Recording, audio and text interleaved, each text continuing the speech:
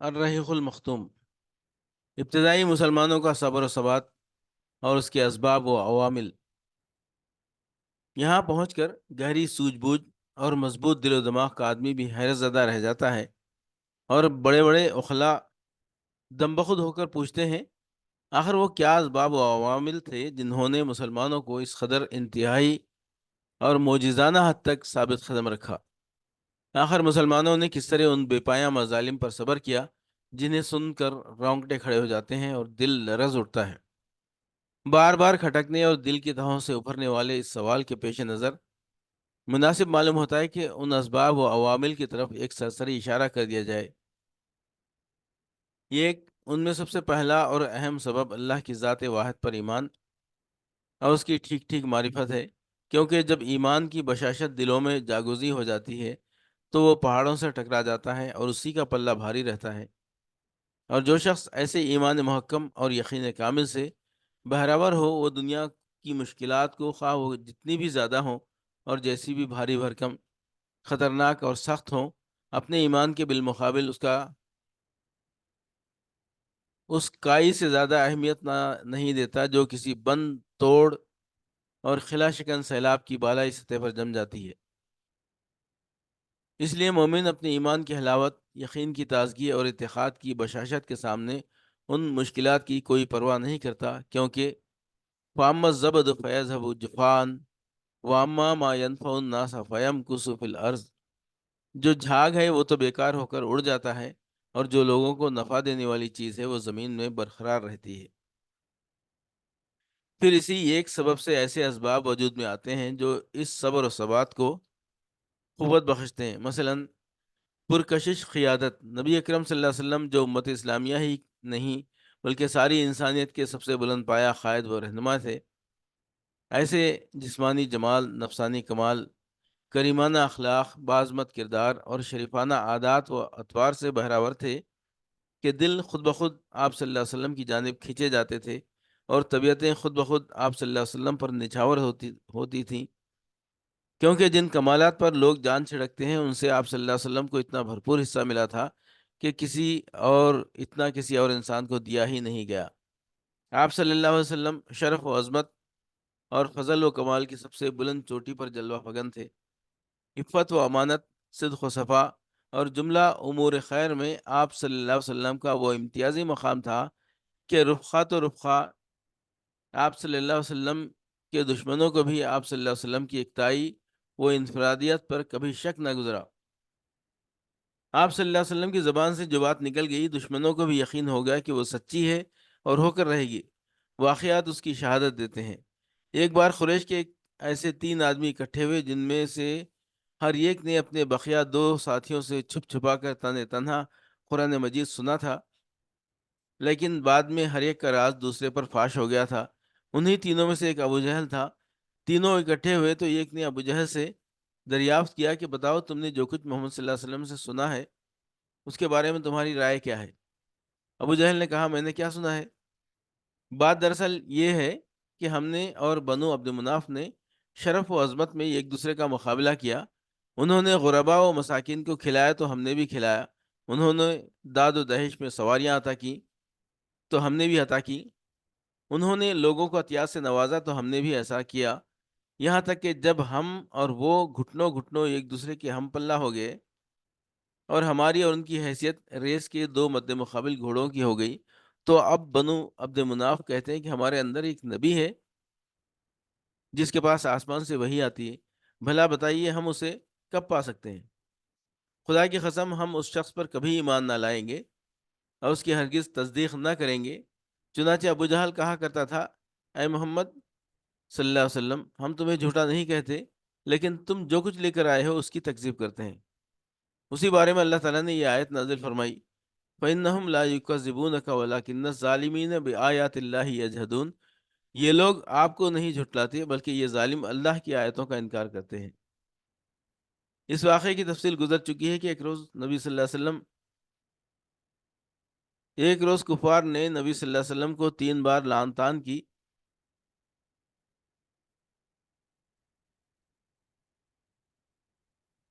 تیسری دفعہ میں آپ صلی اللہ علیہ وسلم نے فرمایا، اے قریش کی جماعت، میں تمہارے پاس ذبح کا حکم لے کر آیا ہوں۔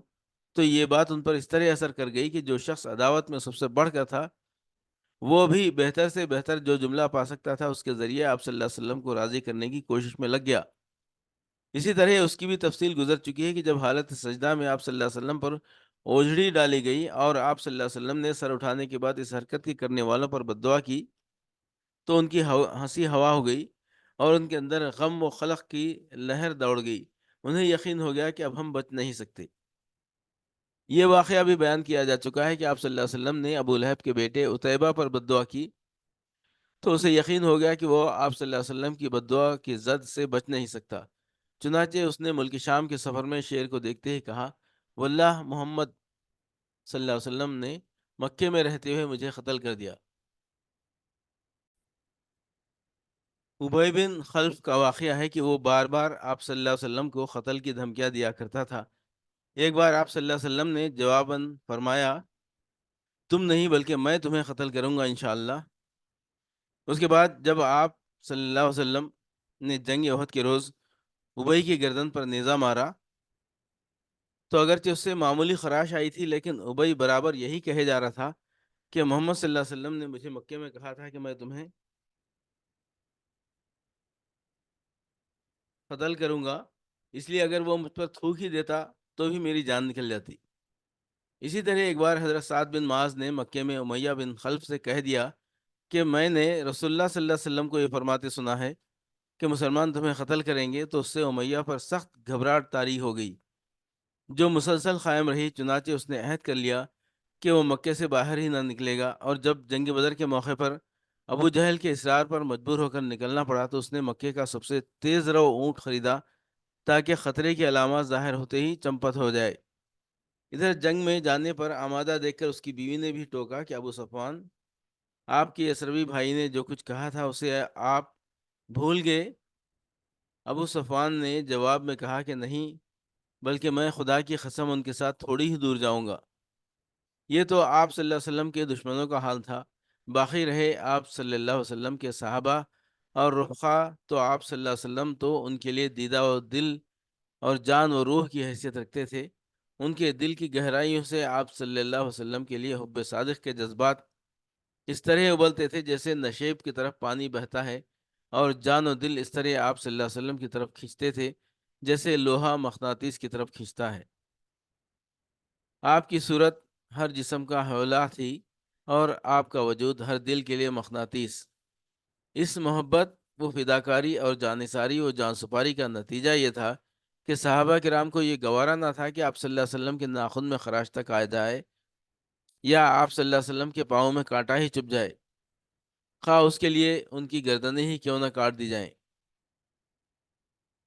ایک روز ابو بکر صدیق رضی اللہ عنہ کو بری طرح کچل دیا گیا اور انہیں سخت مار ماری گئی۔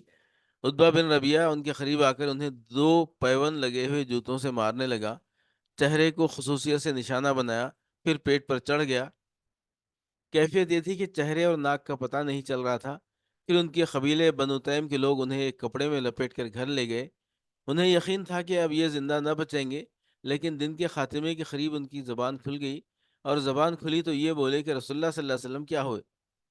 اس پر بنو تیم نے انہیں سخت سست کہا، ملامت کی، اور ان کی ماں ام الخیر سے یہ کہہ کر اٹھ کھڑے ہوئے کہ انہیں کچھ کھلا پلا دینا۔ جب وہ تنہا رہ گئیں تو انہوں نے ابو بکر رضی اللہ عنہ سے کھانے پینے کے لیے اصرار کیا، لیکن ابو بکر رضی اللہ عنہ یہی کہتے رہے کہ رسول اللہ صلی اللہ علیہ وسلم کا کیا ہوا؟ آخر کار ام الخیر نے کہا، مجھے تمہارے ساتھی کا حال معلوم نہیں؟ ابو بکر رضی اللہ عنہ نے کہا، ام جمیل بنت خطاب کے پاس جاؤ اور اس سے دریافت کرو۔ وہ ام جمیل کے پاس گئیں اور بولی، ابو بکر تم سے محمد بن عبداللہ کے بارے میں دریافت کر رہے ہیں۔ ام جمیل نے کہا، میں نہ ابو بکر کو جانتی ہوں اور نہ محمد بن عبداللہ کو، البتہ اگر تم چاہو تو میں تمہارے ساتھ تمہارے صاحبزادے کے پاس چل سکتی ہوں۔ ام الخیر نے کہا، بہتر ہے۔ اس کے بعد ام جمیل ان کے ہمراہ آئیں۔ دیکھا تو ابو بکر انتہائی خستہ حال پڑے ہوئے تھے۔ جب قریب ہوئی تو چیخ پڑی اور کہنے لگی، جس قوم نے آپ کی یہ درگت بنائی ہے وہ یقیناً بدخماش اور کافر قوم ہے۔ مجھے امید ہے کہ اللہ آپ کا بدلہ ان سے لے کر رہے گا۔ ابو بکر نے پوچھا، رسول اللہ صلی اللہ علیہ وسلم کیا ہوئے؟ انہوں نے کہا، یہ آپ کی ماں سن رہی ہیں۔ کہا، کوئی بات نہیں۔ بولی، آپ صحیح سالم ہیں؟ پوچھا، کہاں ہے؟ کہا، ابن ارقم کے گھر میں۔ ابو بکر نے فرمایا اچھا تو پھر اللہ کے لیے مجھ پر عہد ہے کہ میں نہ کوئی کھانا کھاؤں گا نہ پانی پیوں گا یہاں تک کہ رسول اللہ صلی اللہ علیہ وسلم کی خدمت میں حاضر ہو جاؤں۔ اس کے بعد ام الخیر اور ام جمیل رکی رہیں۔ جب آمد و رفت بند ہو گئی اور سناٹا چھا گیا تو یہ دونوں ابو بکر رضی اللہ عنہ کو لے کر نکلی، وہ ان پر ٹیک لگائے ہوئے تھے، اور اس طرح انہوں نے ابو بکر کو رسول اللہ صلی اللہ علیہ وسلم کی خدمت میں پہنچا دیا۔ محبت و جان سپاری کے کچھ اور بھی نادر واقعات ہم اپنی اس کتاب میں موقع بموقع نقل کریں گے، خصوصاً جنگ احد کے واقعات اور حضرت خبیب کے حالات کے ضمن میں۔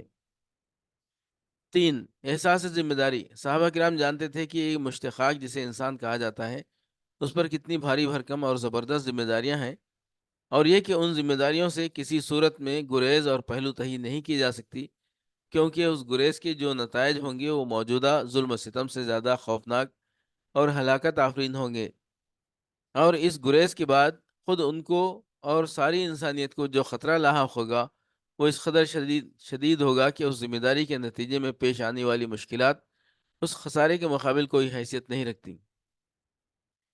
4، آخرت پر ایمان، جو مذکورہ احساس ذمہ داری کی تقویت کا باعث تھا۔ صحابہ کرام اس بات پر غیر متزلزل یقین رکھتے تھے کہ انہیں رب العالمین کے سامنے کھڑے ہونا ہے، پھر ان کے چھوٹے بڑے اور معمولی و غیر معمولی ہر طرح کے اعمال کا حساب لیا جائے گا۔ اس کے بعد یا تو نعمتوں بھری جنت ہوگی، دائمی جنت ہوگی، یا عذاب سے بھڑکتی ہوئی جہنم۔ اس یقین کا نتیجہ یہ تھا کہ صحابہ کرام اپنی زندگی امید و بیم کی حالت میں گزارتے تھے، یعنی اپنے پروردگار کی رحمت کی امید رکھتے تھے اور اس کے عذاب کا خوف بھی، اور ان کی کیفیت وہی رہتی تھی جو اس آیت میں بیان کی گئی ہے کہ والذین یؤتون ما آتوا وقلوبهم وجلۃ انہم الی ربہم راجعون۔ وہ جو کچھ کرتے ہیں دل کے اس خوف کے ساتھ کرتے ہیں کہ انہیں اپنے رب کے پاس پلٹ کر جانا ہے۔ انہیں اس کا بھی یقین تھا کہ دنیا اپنی ساری نعمتوں اور مصیبتوں سمیت آخرت کے مقابل مچھر کے ایک پر کے برابر بھی نہیں، اور یہ یقین اتنا پختہ تھا کہ اس کے سامنے دنیا کی ساری مشکلات، مشقتیں اور تلخیاں ہیچ تھیں، اس لیے وہ ان مشکلات اور تلخیوں کو کوئی حیثیت نہیں دیتے تھے۔ انہی پرخطر، مشکل ترین اور تیرہ و تار حالات میں ایسی صورتیں اور آیتیں بھی نازل ہو رہی تھیں جن میں بڑے ٹھوس اور پرکشش انداز سے اسلام کے بنیادی اصولوں پر دلائل و براہین قائم کیے گئے تھے، اور اس وقت اسلام کی دعوت انہی اصولوں کے گرد گردش کر رہی تھی۔ ان آیتوں میں اہل اسلام کو ایسے بنیادی امور بتلائے جا رہے تھے جن پر اللہ تعالیٰ نے عالم انسانیت کے سب سے باعظمت اور پر رونق معاشرے یعنی اسلامی معاشرے کی تعمیر و تشکیل مقدر کر رکھی تھی۔ نیز ان آیات میں مسلمانوں کے جذبات و احساسات کو پامردی و ثابت قدمی پر ابھارا جا رہا تھا، اس کے لیے مثالیں دی جا رہی تھیں اور اس کی حکمتیں بیان کی جاتی تھیں۔ ام حسبتم ان تدخلوا الجنة ولما يأتكم مثل الذين خلوا من قبلكم مستهم البأساء والضراء وزلزلوا حتى يقول الرسول والذين آمنوا معه متى نصر الله الا ان نصر الله قریب۔ تم سمجھتے ہو کہ جنت میں چلے جاؤ گے، حالانکہ ابھی تم پر ان لوگوں جیسی حالت نہیں آئی جو تم سے پہلے گزر چکے ہیں۔ وہ سختیوں اور بدحالیوں سے دوچار ہوئے اور انہیں جھنجھوڑ دیا گیا، یہاں تک کہ رسول اور جو لوگ ان پر ایمان لائے تھے بول اٹھے کہ اللہ کی مدد کب آئے گی؟ سنو، اللہ کی مدد قریب ہی ہے۔ الف لام میم، احسب الناس ان یترکوا ان یقولوا آمنا وهم لا یفتنون ولقد فتنا الذین من قبلهم وليعلمن اللہ الذین صدقوا وليعلمن الکاذبین۔ الف لام میم، کیا لوگوں نے یہ سمجھ رکھا ہے کہ انہیں یہ کہنے پر چھوڑ دیا جائے گا کہ ہم ایمان لائے اور ان کی آزمائش نہیں کی جائے گی، حالانکہ ان سے پہلے جو لوگ تھے ہم نے ان کی آزمائش کی، لہٰذا ان کے بارے میں بھی اللہ یہ ضرور معلوم کرے گا کہ کن لوگوں نے سچ کہا، اور یہ بھی ضرور معلوم کرے گا کہ کون لوگ جھوٹے ہیں۔ اور انہی کے پہلو بہ پہلو ایسی آیات کا نزول بھی ہو رہا تھا جن میں کفار و معاندین کے اعتراضات کے دندان شکن جواب دیے گئے تھے۔ ان کے لیے کوئی ہیلہ باقی نہیں چھوڑا گیا تھا، اور انہیں بڑے واضح اور دو ٹوک الفاظ میں بتلا دیا گیا تھا کہ اگر وہ اپنی گمراہی اور عناد پر مصر رہے تو اس کے نتائج کس قدر سنگین ہوں گے۔ اس کی دلیل میں گزشتہ قوموں کے ایسے واقعات اور تاریخی شواہد پیش کیے گئے تھے جن سے واضح ہوتا تھا کہ اللہ کی سنت اپنے اولیاء اور اعداء کے بارے میں کیا ہے۔ پھر اس ڈراوے کے پہلو بہ پہلو لطف و کرم کی باتیں بھی کہی جا رہی تھیں، اور افہام و تفہیم اور ارشاد و رہنمائی کا حق بھی ادا کیا جا رہا تھا تاکہ باز آنے والے اپنی کھلی گمراہی سے باز آ سکیں۔ در حقیقت قرآن مسلمانوں کو ایک دوسری ہی دنیا کی سیر کراتا تھا اور انہیں کائنات کے مشاہد، ربوبیت کی جمال، الوہیت کے کمال، رحمت و رافت کے آثار اور لطف و رضا کے ایسے ایسے جلوے دکھاتا تھا کہ ان کے جذب و شوق کے آگے کوئی رکاوٹ برقرار رہ ہی نہ سکتی تھی۔ پھر انہی آیات کی تہ میں مسلمانوں سے ایسے ایسے خطاب بھی ہوتے تھے جن میں پروردگار کی طرف سے رحمت و رضوان اور دائمی نعمتوں سے بھری ہوئی جنت کی بشارت ہوتی تھی، اور ظالم و سرکش دشمنوں اور کافروں کے ان حالات کی تصویر کشی ہوتی تھی کہ وہ رب العالمین کی عدالت میں فیصلے کے لیے کھڑے کیے جائیں گے، ان کی بھلائیاں اور نیکیاں ضبط کر لی جائیں گی اور انہیں چہروں کے بل گھسیٹ کر یہ کہتے ہوئے جہنم میں پھینک دیا جائے گا کہ لو جہنم کا لطف اٹھاؤ۔ 6، کامیابی کی بشارتیں۔ ان ساری باتوں کے علاوہ مسلمانوں کو اپنی مظلومیت کے پہلے ہی دن سے بلکہ اس سے بھی پہلے سے معلوم تھا کہ اسلام قبول کرنے کے معنی یہ نہیں ہے کہ دائمی مصائب اور ہلاکت خیزیاں مول لے لی گئی ہیں، بلکہ اسلامی دعوت روز اول سے جاہلیت، جہلا اور ان کے ظالمانہ نظام کے خاتمے کی عزائم رکھتی ہے،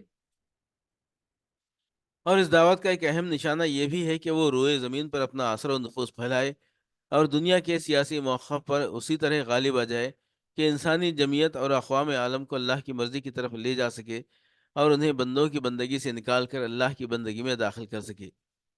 قرآن مجید یہ بشارتیں کبھی اشارتاً اور کبھی صراحتاً نازل قرآن مجید میں یہ بشارتیں کبھی اشارتاً اور کبھی صراحتاً نازل ہوتی تھیں۔ چنانچہ ایک طرف حالات یہ تھے کہ مسلمانوں پر پوری روئے زمین اپنی ساری وسعتوں کے باوجود تنگ بنی ہوئی تھی اور ایسا لگتا تھا کہ اب وہ پنپ نہ سکیں گے بلکہ ان کا مکمل صفایا کر دیا جائے گا، مگر دوسری طرف انہی حوصلہ شکن حالات میں ایسی آیات کا نزول بھی ہوتا رہتا تھا جن میں پچھلے انبیاء کے واقعات اور ان کی قوم کی تکذیب و کفر کی تفصیلات مذکور ہوتی تھیں، اور ان آیات میں ان کا جو نقشہ کھینچا جاتا تھا وہ بیائی نہیں وہی ہوتا تھا جو مکے کے مسلمانوں اور کافروں کے مابین درپیش تھا۔ اس کے بعد یہ بھی بتایا جاتا تھا کہ ان حالات کے نتیجے میں کس طرح کافروں اور ظالموں کو ہلاک کیا گیا اور اللہ کے نیک بندوں کو روئے زمین کا وارث بنایا گیا۔ اس طرح ان آیات میں واضح اشارہ ہوتا تھا کہ آگے چل کر اہل مکہ ناکام و نامراد رہیں گے اور مسلمان اور ان کی اسلامی دعوت کامیابی سے ہمکنار ہوگی۔ پھر انہی حالات و ایام میں بعض ایسی بھی آیتیں نازل ہو جاتی تھیں جن میں صراحت کے ساتھ اہل ایمان کے غلبے کی بشارت موجود ہوتی تھی۔ مثلا اللہ تعالیٰ کا ارشاد ہے وَلَقَدْ سَبَقَتْ كَلِمَتُنَا لِعِبَادِنَا الْمُرْسَلِينَ إِنَّهُمْ لَهُمُ الْمَنْصُورُونَ وَإِنَّ جُنْدَنَا لَهُمُ الْغَالِبُونَ فَتَوَلَّ عَنْهُمْ حَتَّىٰ حِينٍ وَأَبْصِرْهُمْ فَسَوْفَ يُبْصِرُونَ وَأَبْصِرْهُمْ فَسَوْفَ يُبْصِرُونَ أَفَبِعَذَابِنَا يَسْتَعْجِلُونَ فَإِذَا نَزَلَ بِسَاحَتِهِمْ فَسَاءَ صَبَاحُ الْمُنذِرِينَ فَسَاءَ صَبَاحُ الْمُنذَرِينَ۔ اپنے فرستادہ بندوں کے لیے ہمارا پہلے ہی یہ فیصلہ ہو چکا ہے کہ ان کی ضرور مدد کی جائے گی اور یقیناً ہمارا ہی لشکر غالب رہے گا۔ بس اے نبی صلی اللہ علیہ وسلم ایک وقت تک کے لیے تم ان سے رخ پھیر لو اور انہیں دیکھتے رہو، عنقریب یہ خود بھی دیکھ لیں گے۔ کیا یہ ہمارے عذاب کے لیے جلدی مچا رہے ہیں؟ تو جب وہ ان کے صحن میں اتر پڑے گا تو ڈرائے گئے لوگوں کی صبح بری ہوگی۔ نیز ارشاد ہے سیہزم الجمع ویولون الدبر، عنقریب اس جمعیت کو شکست دے دی جائے گی اور یہ لوگ پیٹ پھیر کر بھاگیں گے۔ جندم ما ہنالک مہزوم من الاحزاب، یہ جتھوں میں سے ایک معمولی سا جتھا ہے جسے یہیں شکست دی جائے گی۔ مہاجرین حبشہ کے بارے میں ارشاد ہوا والذین ہاجروا فی اللہ من بعد ما ظلموا لنبوئنہم فی الدنیا حسنہ ولا اجر الآخرۃ اکبر لو کانوا یعلمون، جن لوگوں نے مظلومیت کے بعد اللہ کی راہ میں ہجرت کی ہم انہیں یقیناً دنیا میں بہترین ٹھکانہ عطا کریں گے اور آخرت کا اجر بہت ہی بڑا ہے اگر یہ لوگ جانیں۔ اسی طرح کفار نے رسول اللہ صلی اللہ علیہ وسلم سے حضرت یوسف علیہ السلام کا واقعہ پوچھا تو جواب میں ضمناً یہ آیت بھی نازل ہوئی لقد کان فی یوسف و اخوتہ آیات للسائلین، یوسف اور اس کے بھائی یوسف اور ان کے بھائیوں کے واقعے میں پوچھنے والوں کے لیے نشانیاں ہیں۔ یعنی اہل مکہ جو آج یوسف علیہ السلام کا واقعہ پوچھ رہے ہیں یہ خود بھی اسی طرح ناکام ہوں گے جس طرح حضرت یوسف علیہ السلام کے بھائی ناکام ہوئے تھے، اور ان کی سپر اندازی کا وہی حال ہوگا جو ان کے بھائیوں کا ہوا تھا۔ انہیں حضرت یوسف علیہ السلام ان کے بھائیوں کے واقعے سے عبرت پکڑنی چاہیے کہ ظالم کا حشر کیا ہوتا ہے۔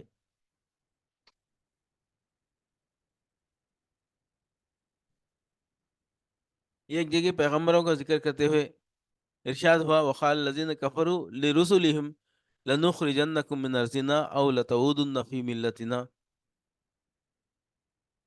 فاوحا الیہم ربہم لنہلکن الظالمین وَلَنُسْكِنَنَّكُمُ الْأَرْضَ مِنْ بَعْدِهِمْ ذَلِكَ لِمَنْ خَافَ مَقَامِي وَخَافَ وَعِيدِ۔ کفار نے اپنے پیغمبروں سے کہا ہم تمہیں اپنی زمین سے ضرور نکال دیں گے، یا یہ کہ تم ہماری ملت میں واپس آ جاؤ۔ اس پر ان کے رب نے ان کے پاس وحی بھیجی کہ ہم ظالموں کو یقیناً ہلاک کر دیں گے۔ یہ وعدہ ہے اس شخص کے لیے جو میرے پاس کھڑے ہونے سے ڈرے اور میری وعید سے ڈرے۔ اسی طرح جس وقت فارس و روم میں جنگ کے شعلے بھڑک رہے تھے، کفار چاہتے تھے کہ فارسی غالب آ جائے کیونکہ فارسی مشرک تھے، اور مسلمان چاہتے تھے کہ رومی غالب آ جائیں کیونکہ رومی بہرحال اللہ پر، پیغمبروں پر، وحی پر، آسمانی کتابوں پر اور یوم آخرت پر ایمان رکھنے کے دعوے دار تھے۔ لیکن غلبہ فارسیوں کو حاصل ہوتا جا رہا تھا، تو اس وقت اللہ نے یہ خوشخبری نازل فرمائی کہ چند برس بعد رومی غالب آ جائیں گے۔ لیکن اسی ایک بشارت پر اکتفا نہ کی، بلکہ اس ضمن میں یہ بشارت بھی نازل فرمائی کہ رومیوں کے غلبے کے وقت اللہ تعالیٰ مومنین کی بھی خاص مدد فرمائے گا، جس سے وہ خوش ہو جائیں گے۔ چنانچہ ارشاد ہے وَيَوْمَئِذٍ يَفْرَحُ الْمُؤْمِنُونَ بِنَصْرِ اللَّهِ، یعنی اس دن اہل ایمان بھی اللہ کی خاص مدد سے خوش ہو جائیں گے۔ اور آگے چل کر اللہ کی یہ مدد جنگ بدر کے اندر حاصل ہونے والی عظیم کامیابی اور فتح کی شکل میں نازل ہوئی۔ قرآن کے علاوہ خود رسول اللہ صلی اللہ علیہ وسلم بھی مسلمانوں کو وقتاً فوقتاً اس طرح کی خوشخبری سنایا کرتے تھے۔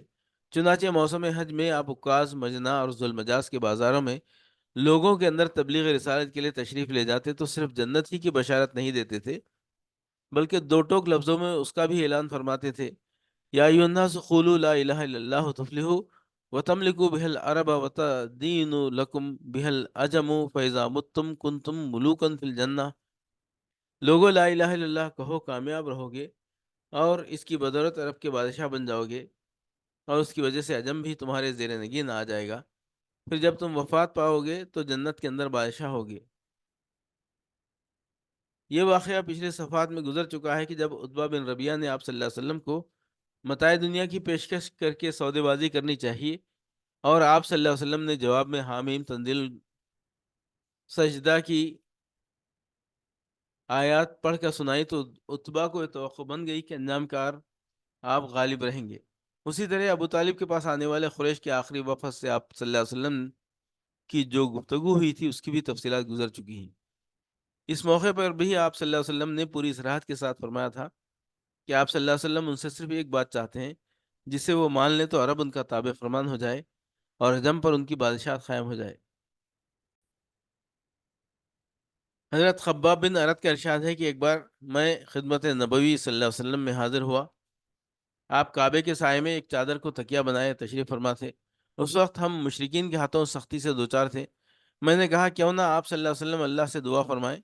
یہ سن کر آپ صلی اللہ علیہ وسلم اٹھ بیٹھے۔ آپ صلی اللہ علیہ وسلم کا چہرہ سرخ ہو گیا اور آپ صلی اللہ علیہ وسلم نے فرمایا جو لوگ تم سے پہلے تھے ان کی ہڈیوں تک گوشت اور اعصاب میں لوہے کی کنگھیاں کر دی جاتی تھیں، لیکن یہ سختی بھی انہیں دین سے باز نہ رکھتی تھی۔ پھر آپ صلی اللہ علیہ وسلم نے فرمایا اللہ اس امر کو یعنی دین کو مکمل کر کے رہے گا یہاں تک کہ سوار صنعاء سے حضرموت تک جائے گا اور اسے اللہ کے سوا کسی کا خوف نہ ہوگا، البتہ بکری پر بھیڑیے کا خوف ہوگا۔ ایک روایت میں اتنا اور بھی ہے کہ لیکن تم لوگ جلدی کر رہے ہو۔ یاد رہے کہ یہ بشارتیں کچھ ڈھکی چھپی نہ تھیں بلکہ معروف و مشہور تھیں، مسلمانوں ہی کی طرح کفار بھی ان سے واقف تھے۔ چنانچہ جب اسود بن مطلب اور اس کے رفقا صحابہ کرام کو دیکھتے تو طعنہ زنی کرتے ہوئے آپس میں کہتے کہ لیجئے آپ کے پاس روئے زمین کے بادشاہ آ گئے ہیں، یہ جلد ہی شاہان قیصر و کسریٰ کو مغلوب کر لیں گے۔ اس کے بعد وہ سیٹیاں اور تالیاں بجاتے۔ بہرحال صحابہ کرام کے خلاف اس وقت ظلم و ستم اور مصائب و آلام کا جو ہماگیر طوفان برپا تھا، اس کی حیثیت حصول جنت کی ان یقینی امیدوں اور تابناک و پروقار مستقبل کی ان بشارتوں کے مقابل اس بادل سے زیادہ نہ تھی جو ہوا کے ایک ہی جھٹکے سے بکھر کر تحلیل ہو جاتا ہے۔ علاوہ ازیں رسول اللہ صلی اللہ علیہ وسلم اہل ایمان کو ایمانی مرغوبات کے ذریعے مسلسل روحانی غذا فراہم کر رہے تھے، تعلیم کتاب و حکمت کے ذریعے ان کے نفوس کا تزکیہ فرما رہے تھے، نہایت دقیق اور گہری تربیت دے رہے تھے، اور روح کی بلندی، قلب کی صفائی، اخلاق کی پاکیزگی، مادیات کے غلبے سے آزادی، شہوات کی مقاومت اور رب السماوات والارض کی کشش کے مقامات کی جانب ان کے نفوس قدسیہ کی ہدی خوانی کر رہے فرما رہے تھے۔ آپ صلی اللہ علیہ وسلم ان کے دلوں کی بجھتی ہوئی چنگاری کو بھڑکتے ہوئے شعلوں میں تبدیل کر دیتے تھے اور انہیں تاریکیوں سے نکال کر نور زار ہدایت میں پہنچا رہے تھے۔ انہیں اذیتوں پر صبر کی تلقین فرماتے تھے اور شریفانہ درگزر اور ضبط نفس کی ہدایت دیتے تھے۔ اس کا نتیجہ یہ تھا کہ ان کی دینی پختگی فزوتر ہوتی گئی اور وہ شہوات سے کنارہ کشی، رضا الہی کی راہ میں جان سپاری، جنت کے شوق، علم کی حرص، دین کی سمجھ، نفس کے محاسبے، جذبات کو دبانے، رجحانات کو موڑنے، ہیجانات کی لہروں پر قابو پانے اور صبر و سکون اور عز و وقار کی پابندی کرنے میں انسانیت کا نادرہ روزگار نمونہ بن گئے۔